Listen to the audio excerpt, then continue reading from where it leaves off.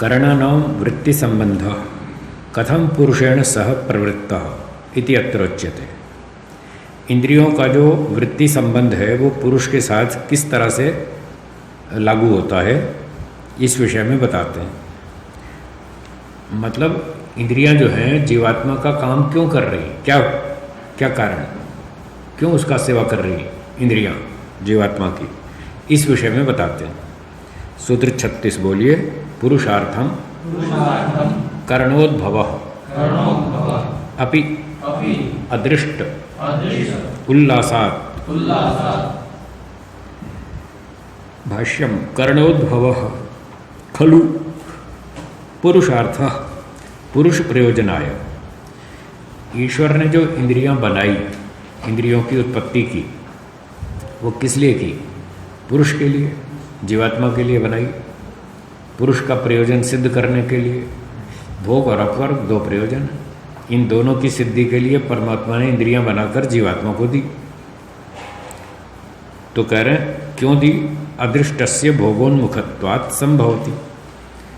क्योंकि जीवात्मा के कर्म थे पीछे, पिछली सृष्टि के कर्म बचे हुए थे, उन कर्मों का फल देना था। तो अब समय आ गया उनका फल देने का, तो ईश्वर ने सृष्टि बना दी और इंद्रियां बना दी। चलो भाई तुम्हारा कर्म फल है, भोगो।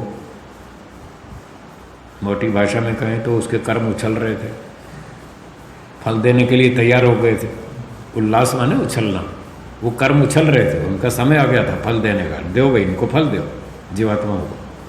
इसलिए परमात्मा ने जीवात्माओं का कर्मफल भोगवाने के लिए इंद्रियां बना दी और दे दी उसको। लो भाई अपना कर्मफल भोगो, जाओ खाओ पियो मजा करो और आगे अच्छे काम करो, मोक्ष भी प्राप्त करो। इसलिए दे रहे हैं आपको। मिसयूज मत करना, बस दुरुपयोग नहीं करना, इनका उपयोग करो। सूत्रार्थ लिखिए। ईश्वर ने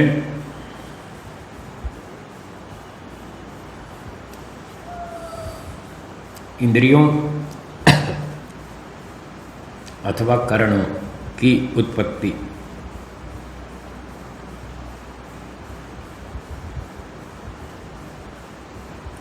ईश्वर ने इंद्रियों अथवा कर्णों की उत्पत्ति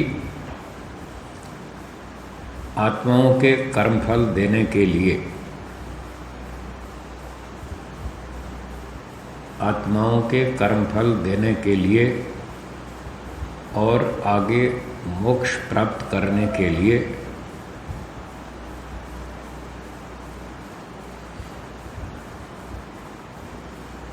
की।